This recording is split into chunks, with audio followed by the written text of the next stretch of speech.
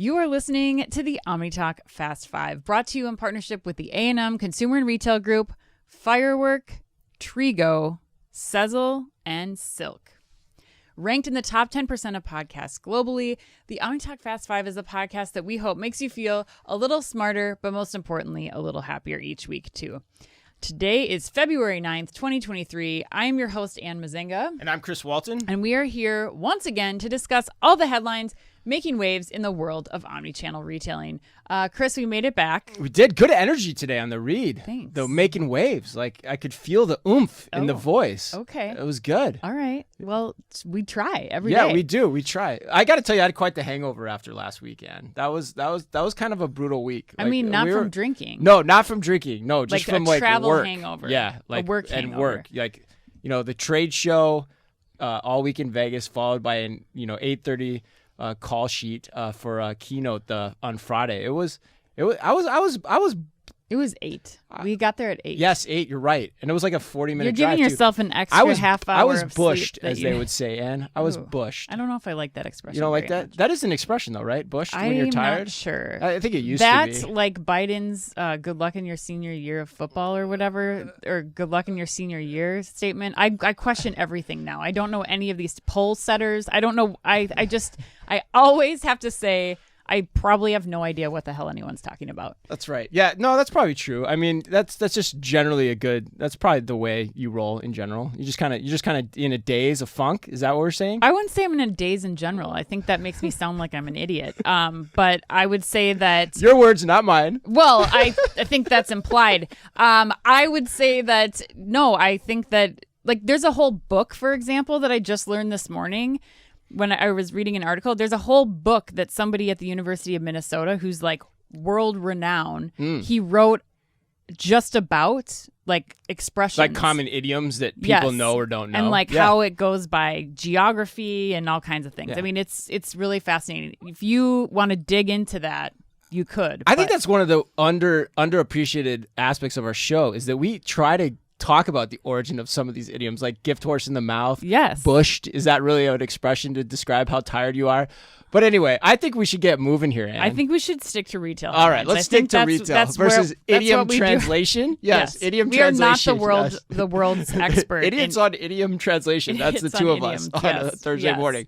All right, but before we get to the headlines today, we've got some exciting news, Ann. Yes. Shoptalk has now confirmed more than 200 speakers with another 75 on the way. Unbelievable. There's a ton of top-tier content from the biggest names in retail, including the CEOs of Walmart International, Foot Locker, Chewy, Tapestry, Levi's, and Pinterest. And the ones I'm particularly interested in, Ann, I want to see Mary Dillon. Yes. Because I'm curious what she has to say coming off of her role at Ulta and how she plans to transition to Foot Locker. Because to me, those businesses are really different. So I'm curious to see what she has to say about that, or if it's just more like kind of talking points, which you can sometimes hear. And also Judith McKenna, Walmart International. I'm excited about that because it feels like Walmart is using international as its Sam's Club Part 2, like its petri dish for innovation. Okay. All the new store assist things they're doing are coming from Asda over there as well, or their operation they used to have with Asda. So I'm curious to see what she's going to talk about on that front. But add to that, the introduction of Meetup, their new meetings experience powered by in-house tech that's going to enable us all to meet with people who truly want to meet, a massive exhibit hall with more than 650 leading tech providers. And even better, Ann, I can't believe it, we also hear that Nelly, Ann, the legendary man himself, is coming to perform at their annual beach party. Yes, he is. I'm excited. I cannot wait. I'm so excited to see him. He's still one of, I think, the most iconic R&B. He's making you do something really uncomfortable. It's really uncomfortable. Go ahead. I was just gonna say, that alone for worth me the price of admission. Hell yeah, yeah, right. Absolutely. I know, right? Especially if your company is involved in that. But ticket prices. Here's the important point, though. Ticket prices increase this Friday, so tomorrow from when we're taping this. So don't wait.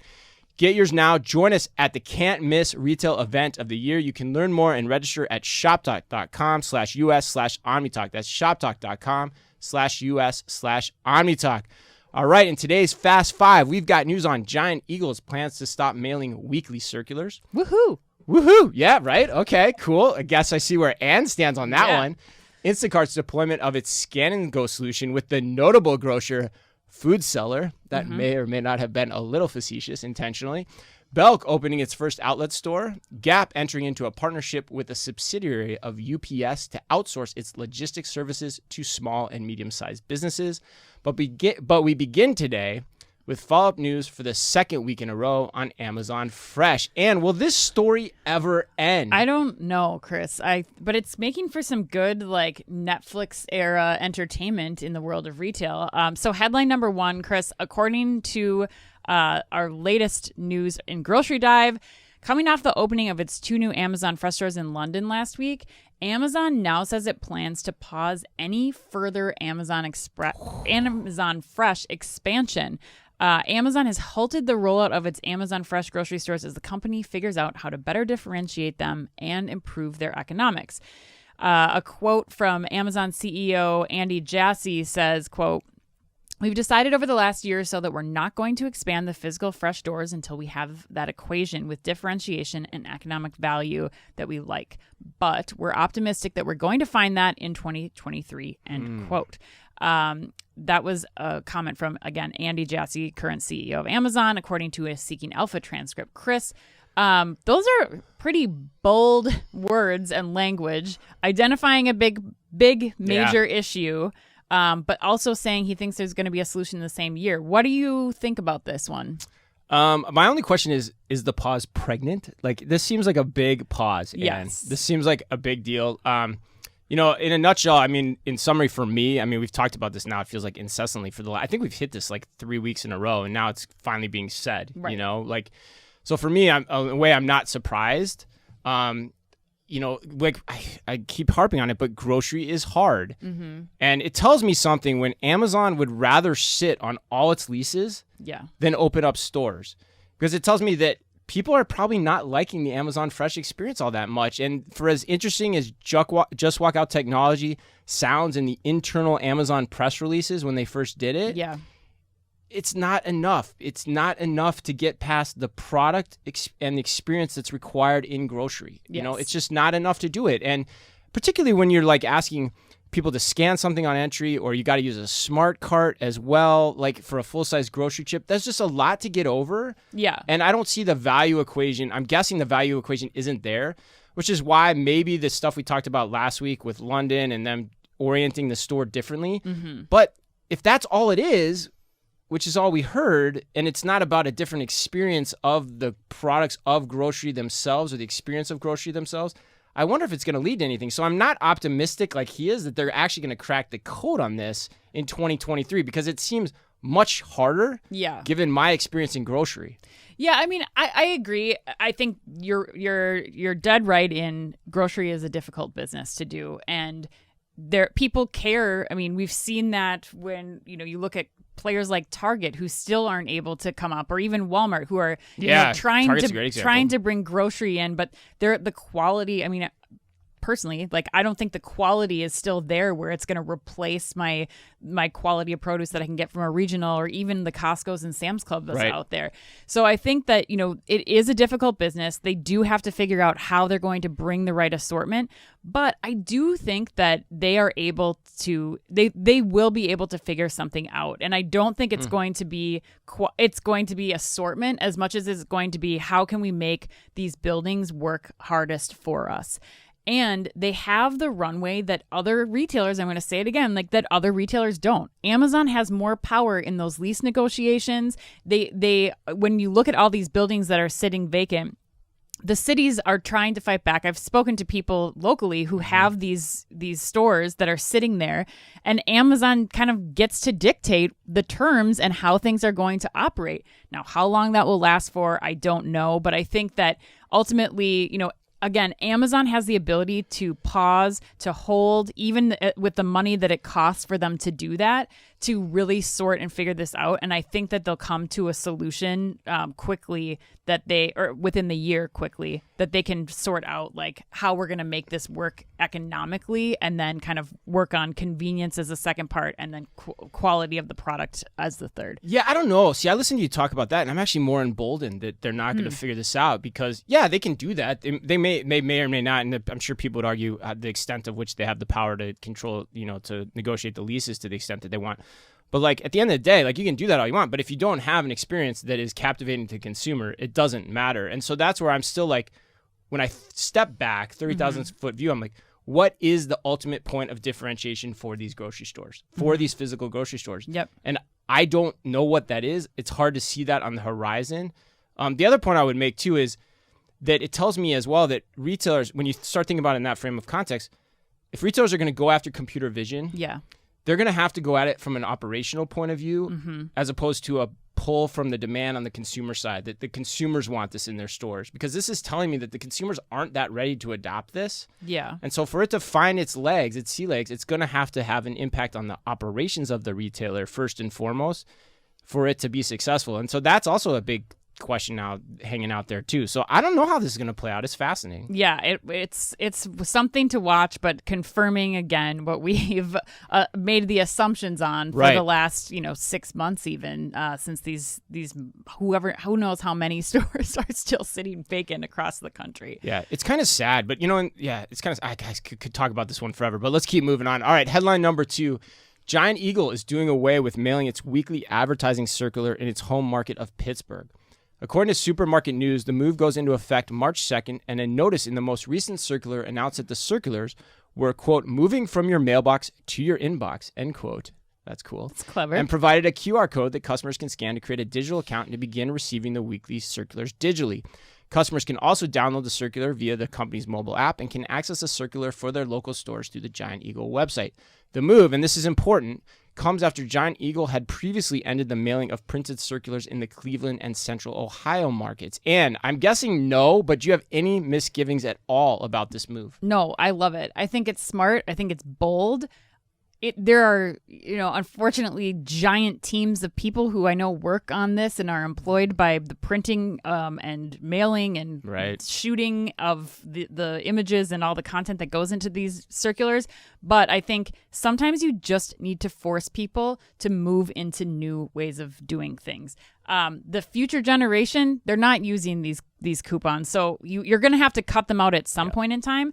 And I actually think that this move, while it will be change and some people are not going to like it, it's also not doing away with the circulars. You can still get them at the store. They're not they're just stopping the mailing and the cost that is involved there.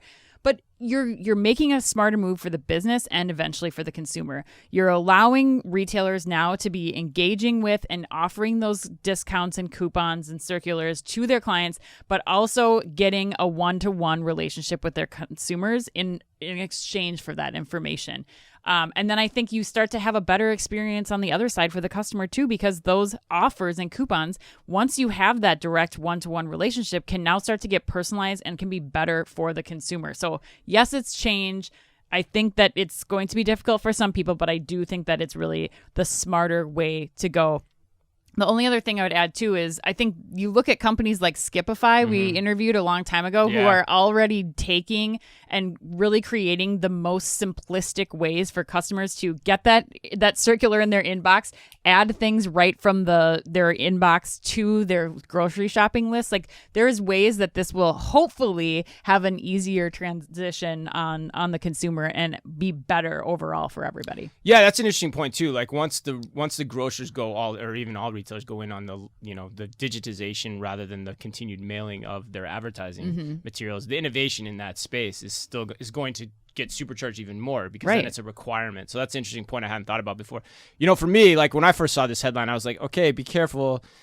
Every last visit matters, especially in grocery, which is generally a low margin business. But then for me, the capper was where it puts me on your side of things, which is when I heard that they already did this in another market. So they probably know it's game on, right? They know it's going to work. And when you have 80-year-olds at breakfast next to me talking about buying things on Amazon, I think it's just... You had that too? Oh, yeah. I've had that all the time. Like, it happens all the time. Huh. Yeah, all the time. So it's about time. But I would still say this. I imagine there's still a place for a well-timed direct mail piece. Sure. From every retailer. Yeah. At the right time of year, like maybe around Super Bowl or whatnot. But to do it every week, I think, 100%. Let's get rid of it. All right, let's go to headline number 3. So Instacart is rolling out Scan and Pay with Foodcellar out of Long Island. According to Chain Store Age, Foodcellar Market is the first retailer to fully deploy Instacart's Scan and Pay technology, which is part of the grocery technology provider's Connected Stores platform. in the Foodcellar stores. To get started, Foodcellar Market customers, they walk in, they see a giant sign with a QR code at the front of the store. They open the scan and pay opportunity on their mobile browser so they can add items to their basket as they shop. When they're done, customers can check out from anywhere in the store directly from their phone and show a QR code as they leave to confirm their payment.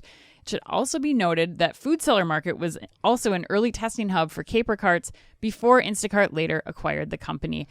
Chris, this is one of the first public things that I've seen about scan and pay being used. The article says it's the first one, first deployment. There's 2 Foodcellar stores in New York. Two total that I was able to find. Somebody can correct me if I'm wrong on that. Yeah. But what are your thoughts on this announcement? I could not be more skeptical of this announcement. Sure. And there's a few reasons. Number one is timing. I find it very odd that this announcement comes immediately after the week where Instacart publicly said it's winding down its in-store picking services for retailers that want to do their own curbside pickup and buy online, pickup in store. So that's interesting to me, which always makes me go, But second is, like you alluded to. That was a 90s song, too. Things that make you go. Yeah. All right. But the second piece is what you said. The grocer itself, nothing came of the caper cart, at all. That we're aware of. Where is that in this conversation, right? Which the article alludes to. And so here you have the grocer, which is 2 stores, which was one of the early testers of the caper cart, jumping in the pool again. That seems really dubious to me as the first announcement here. I wouldn't be hanging my hat on this as my first announcement for that reason. But you have some experience on this because you talked to Foodcellar back in the day when we were out in New York trying to see the cart. Yeah. And that experience was pretty unique. I think you got to talk about that a little bit. Yeah, I mean, we were going out to NRF and I was trying to, when caper cart first was released, we were trying to figure out a way to go and actually see one and test it for ourselves in the stores. And I called several locations. I think there was 3 grocers that were supposedly testing the caper cart, Foodcellar being one of them. And I called the store hey, do you have these caper carts? So I'm interested in checking them out. And passed along to one person to eventually a store manager who was like, yeah, I don't even know what is going on. I think we have one. I don't know if it's in this store or not. And, to his credit, probably had a million other things on his mind that he was not caring about me. Which is important. Right. But yeah, I mean, so whether or not this is the crazy headline driving news that it's made out to be is, I think you're right to be skeptical. But, Foodcellar has been on the full Instacart train. They've been using everything since 2016, one of the earliest adopters. I just worry, though, that this could be the nail in the coffin of this partnership with the scan and go deployment, because the only thing that is changing about this experience is the ability to allow for scan and go or scan and pay. And there's no, we look at what happened at Wegmans here and the theft that was happening when Wegmans shut down. And I think that this could be, I think Foodcellar with only 2 locations, this is a really small retailer. Mm-hmm. And to see what's going to happen, if people are going to walk out with stuff, if they're going to, what's all really going to happen and take place here. And if this doesn't pay off, as an executive at Foodcellar, I'm is this still worth it? How much are we paying for Instacart? Is it really really giving us any return here?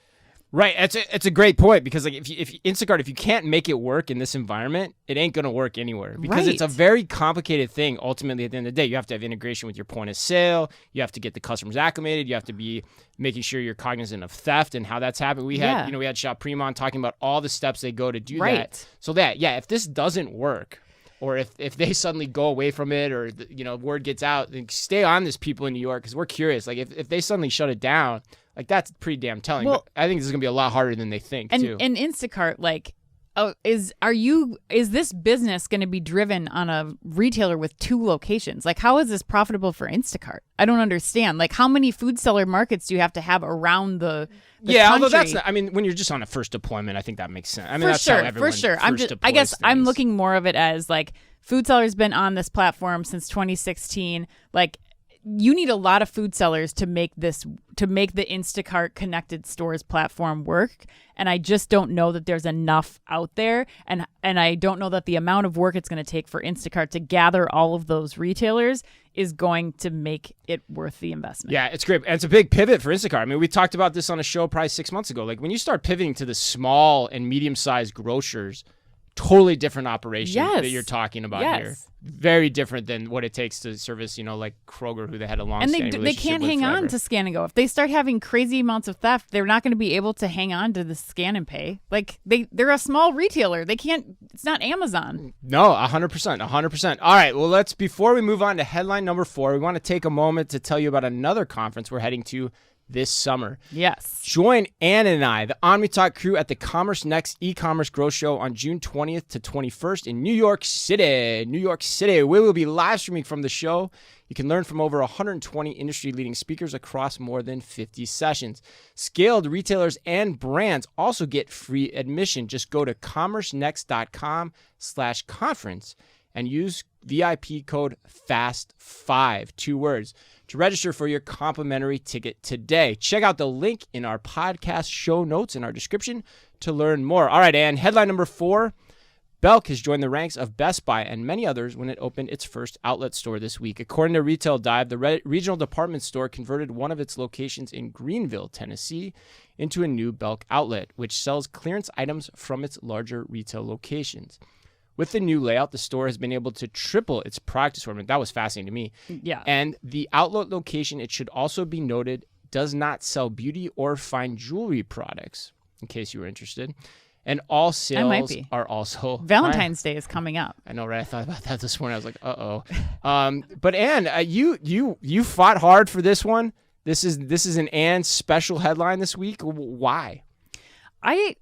I think we're seeing a lot of articles in the news lately talking about how off-price or outlets are a strategy for large retailers. And my question that was raised from this is like, if that's the future strategy, if they're seeing success with this, I think it deserves some thought and consideration, especially in the Belk example where it's just taking clearance items from the other stores and consolidating them into one giant clearance center, same as we're seeing with Macy's Backstage. What investments, if any, are being made upstream before, like I think of RFID tagging, for example, in Macy's, like what investments are you making upstream so that you can have a better experience in store, but then also a better outlet experience or a reimagination of that outlet experience for your end consumer? Like, could you have a rug that I'm interested in? Could I see it at Macy's? Could I track it as in its journey at Macy's? And then once it goes to the outlet store, still know that the outlet store that's just been converted near me has 3 of those rugs. Yes, I still have to go hunt for them once I get there through 3 times as much product as it sounds like it's going to look like at Belk. But I have some guarantee that product is actually in that store, that it's worth me making the trip, that I'm not just going to spend an entire day on Saturday digging through piles of stuff in the hopes that I find something. And I just think it's something that if it's as big a part of your strategy, I would be thinking about what investments I'm going to make to really differentiate my outlet from others, because it's still going to come. It's still a physical footprint. You still have to make the economics work, and you're still going to need to have a strategy in place for your outlets as you have a strategy in place for your non-outlet stores. Interesting. See, I think I'd go the other way on this. Okay. Like, I think outlet's definitely a trend. Off-price is definitely a trend. You're seeing more people do it, like we talked about in the headline, but I think I'd go the other way. Like I would be making these outlet stores turn and burn on as little investment as possible, almost like a startup mentality to them. And I'd be putting my investments in my technology toward my flagship operation because, at the end of the day, it's all added benefit to them. Yeah. And so you could, and it's there to be picked up seemingly because of the trend. Like if you don't actually step on your own foot or get in your own way, like there's probably money to be made. So if you start over investing in technology, that could hamstring the operation a little bit. So for me, I don't know that I would. I think I'd be like, okay, let's just get these things stood up. The outlet shopping experience is kind of a particular experience too. Right. I get the point about can you make it better online, but do you really need to do that at this day and age when you have so many other issues you're trying to counter as a flagship operation, from your general supply chain availability on shelf, your inflation, your wage rates, your staffing shortages, theft, all those things. Like, I don't know. I don't think I'd be leaning too hard on new tech in these stores. I think you could have both, though. I mean, I kind of think like it makes the case again for like an investment in RFID technology early on. That serves the purpose through the chain, right? I mean, I think there's so many more opportunities, like save the sale opportunities, especially in like with Best Buy and like a refrigerator. I mean, how many times have you been able to like gone and look at a refrigerator? They don't have this one for 6 months, and now I have to go to another retailer. But if you had visibility between what's here, what's at the outlet store, and you can be like, there's a scratch and dent one at the outlet store that's 60 miles away. I know there's 2 of them there. Go for it. Like, I think there's opportunity there. Are you really shopping for a refrigerator for 6 months? There was appliances. We were looking. I mean, we just got a refrigerator. Wow. We had to get a new refrigerator. It took almost a year to come. To get a new refrigerator. Get a new refrigerator. Because there's an appliance shortage. So I guess I'm saying like you have the opportunity to provide better experiences for your customers, to do what Sam's Club is doing in store, where you see something and you can scan it, pay, and ship from the outlet. Like all these things could make the outlet shopping experience so much better. So your point is essentially that you want better inventory visibility in your inventory outlets or in your retail outlets in addition to your regular stores. I think better investment in better inventory visibility will serve you throughout the life cycle of your product. Which is probably true. Yes, which is something we've long said on this show. All right. It'll never happen. Okay, headline number 5, according to Chain Store Age, Gap has entered into a partnership with a subsidiary of UPS to open its fulfillment centers to small and mid-sized businesses. The specialty apparel giant is partnering with Ware, W-A-R-E, 2, the number 2, Go, Where to Go, an on-demand fulfillment platform that enables 1 to 2 day shipping across the U.S. The 2 companies are said to be combining Gap's hosted supply chain service, which is called GPS Platform Services, which the chain launched in 2022 with Where to Go's delivery platform. The new joint service offers small to medium-sized businesses, or SMBs, a combined footprint of over 35 warehouses and distribution centers, as well as machine learning and data science capabilities. This is a quote. The future of fulfillment looks like SMBs owning 0 warehouses, end quote, said Steve Denton, CEO of Where to Go. Quote, our merchants want to remain focused on growing their business and product portfolios and not worry about the ins and outs of their inventory placement or building up a labor workforce to support peak season, end quote. Chris, yes, this is also the A&M put you on the spot question. I had a feeling because I realized we hadn't had it yet. Yes. A&M wants to know this. Gap started this journey a while ago for businesses that were counter-cyclical to theirs, and now to leverage the assets they've built to support Q4 spikes as well as when business was stronger. Are there enough counter-cyclical players to fill what Gap needs, and how much time should an apparel retailer spend on enabling their platforms to manage other businesses? There's some leading the witness in that question. I like it. It's such a great question. You know what it tells me, too? It tells me that A&M goes to the well on these questions and bats them around internally until they feel like they've got something that they like. And somebody's actually run a DC and knows how the supply chain knows how this works. Yeah. Yes. But they're like really going to the well on these, like internally. I can tell as they're like sending to us, because that's a very, very thoughtful, there's many next levels to that question. Yes. So, well, first off, I want to say this before I answer the question directly. This whole idea is starting to overtake the retail media network as the hot idea every creature of habit retailer is going to start trying, I think.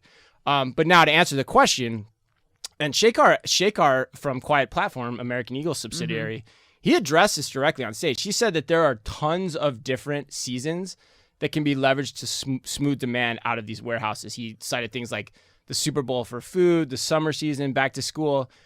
But honestly, I'm a little skeptical of that argument, which I think is what A&M is too when you read between the lines. Like, for example, that might be true, but you're not running food out of the same warehouse that you're running your apparel out of, right? It just doesn't work that way. At least from my knowledge, it doesn't. And so I don't necessarily understand how that helps. So the point that A&M is alluding to is valid. And the other thing I'd say is I don't think anyone should get carried away with this idea. There are possibly some unique elements to what American Eagle is doing, but in many ways, it's starting to, and what Gap is doing too, but like in many ways, it's just starting to feel like an extension or like another version of a 3PL setup. And so my question for the SMBs that are thinking about this is I would be very resolute and thoughtful in asking, what am I getting with you that I'm not getting with the traditional 3PL? Lay that out for me. and separate it from all the gloss and glitz that you're putting on this, like making it sound like it's really different, because maybe it is, and maybe I just don't understand it well enough yet, and I'm open to it. But that's what I would be doing, is like checking the boxes. I get this with them, I get this with this other player. What are the differences? And make a conscious decision about that, because otherwise you could get swept up in this, for sure. I want to challenge one thing that you said. Okay. Because you're saying you're not shipping food and like apparel out of the same warehouse. I mean, isn't Walmart, Amazon, Target? No, they're not shipping out of the same. Like even dry goods, they're not using dry goods. Dry goods they might be, but I would imagine there are different warehouses built for food distribution. At least there were in my time. Different warehouses built for food distribution, because you have freezers, right? You saw things that manifest. Well, actually, the guy from Walmart was talking specifically about his cold storage distribution center. So there you go. Right, but I guess my question is like, is there enough other materials in the store that are boxed similarly, that are like the center aisle stuff that could be utilized? And when you think about direct to consumer, other small to medium sized businesses, like they could be sending like Liquid Death or like all these other like energy drinks that are specific to people. Like there could potentially be a case made that there are cyclical things that could fill some of those gaps. I think to your point though, it's going to take, and to A&M's point, it's going to take a lot of work on the part of the retailer that is outside their area of expertise in order to do this. And is that worth the time investment and the resource investment? Well, and the point I come back to with what you just said, honestly, which I think strengthens the argument, is, the 3PLs already do that. They've already figured all this out. Sure. They already have the networks built to capitalize on that. Like they're not new to this game. Right. And so like analogous to media networks, like my question then becomes, how many of these do we really need? Right. And who has the right to win in this space? Somebody that's been doing that and figured that out and figured out all those product variations? For sure. Or someone like an apparel retailer who has no experience doing that, and to A&M's point, could get distracted by trying to do it. Now, granted, it's probably a different arm of the organization. It doesn't really impact Gap's day-to-day business. I could make that argument too. Like, as long as you keep this separate and you're smart about it, like there's not that much like distraction argument to me. But still, it's who has the right to win. And again, ask the question, what am I getting here? Right. It's really different. Or is this just something made to sound cool because you got software involved and you got some startups involved? Right. I don't know. And is it a race to the bottom again? Like to your point of how many do you need? Like one, how good are the deals going to get, and how much money are you actually making when all is said and done to get those people onto your logistics marketplace? Yeah, ultimately, I think what's going to happen is you're just going to see a lot of activity in the space, and there's going to be a lot of companies that start acquiring each other over time, and people will make money on this idea as they get acquired. All right, Chris. That was a hell of a show. Yeah, it was. Let's get to the lightning round. All right.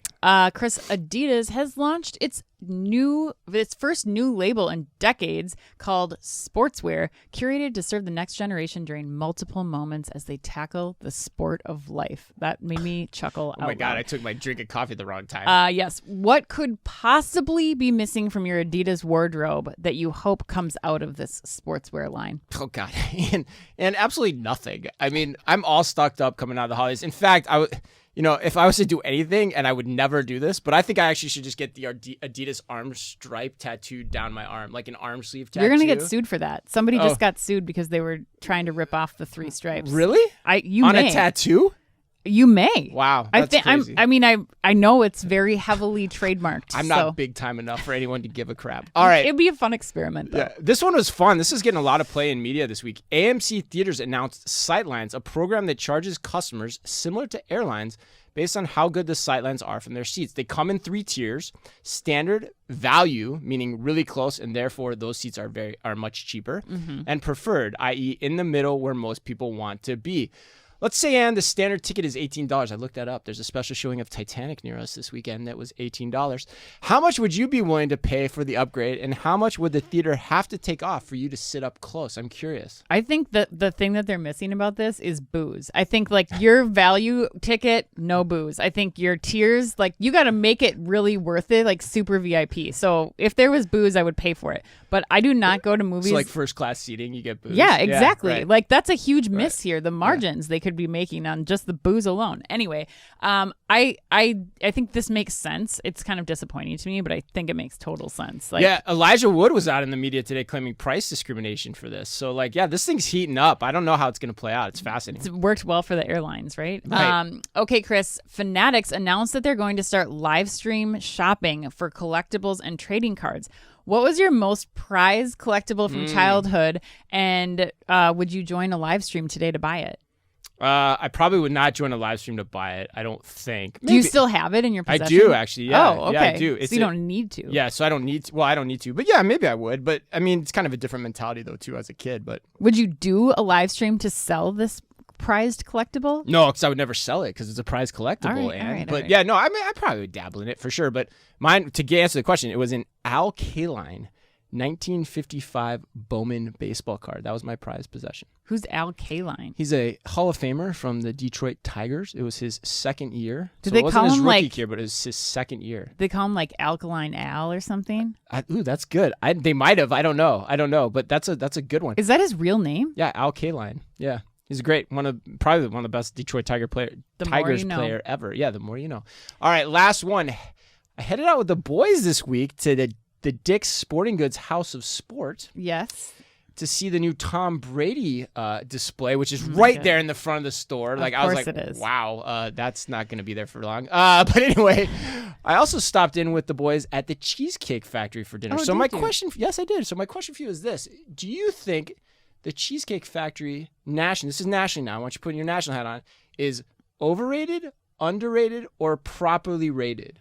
I think you get exactly what you expect there. Like, if there's something for everybody on that menu because it's so effing giant. So you think it's properly rated? You think enough people respect and understand the value of Cheesecake Factory? I don't know if I would say respect and value in the same sentence as Cheesecake Factory, but I would say, like, you know what you're going to get there. Okay. It's like Olive Garden or any other place. I think it's decidedly underrated. Like, it was very affordable. Quite tasty. Yes, I do. I think it's decidedly underrated. I think it's Applebee's with like a flair on it. Oh, no way. No way. No, quality much better. Quality much better. All right, that wraps us up today. Happy birthday to Michael B. Jordan. Oh, dang. Did you see him on SNL? Sorry. He looked amazing. Well, he's pretty buff. Joe Pesci. Not so much. The exact opposite. and the woman who we all know was really the boss, Ann. She was really the boss. The great Judith Light. Yes, she was. And remember, if you can only read or listen to one retail blog in the business, make it OmniTalk. Our Fast 5 podcast is the quickest, fastest rundown of all the week's top news. And our twice-weekly newsletter tells you the top 5 things you need to know each day and also features special content exclusive to us, and it's all just for you. And we try really hard to make it fit within the preview pane of your inbox. You can sign up today at www.omnitalk.blog. Not sure how many W's I dropped there, Ann. Thanks, as always, for listening in. Please remember to like and leave us a review wherever you happen to listen to your podcast or on YouTube. So until next week, and on behalf of all of us at OmniTalk Retail, as always, be careful out there. The OmniTalk Fast 5 is brought to you in association with the A&M Consumer and Retail Group. The A&M Consumer and Retail Group is a management consulting firm that tackles the most complex challenges and advances its clients, people, and communities toward their maximum potential. CRG brings the experience, tools, and operator-like pragmatism to help retailers and consumer products companies be on the right side of disruption. And Firework. Firework is the largest video commerce solution built for the world's leading brands. They empower brands with shoppable and live stream video on their own websites where people like to shop. Put your commerce in motion with Firework. Find out more at firework.com. And Trigo. Trigo Tech powers grocery stores with market-leading frictionless checkout and digitized operations. To learn more, visit trigoretail.com. And Sezzle. Sezzle is an innovative buy now, pay later solution that allows shoppers to split purchases into 4 interest-free payments over 6 weeks. To learn more, visit Sezzle.com. And finally, Silk. The Silk Cloud DB virtualization platform is a virtualization layer between your workloads and the cloud. Helps you scale your cloud without scaling your costs. Visit silk.us to learn more.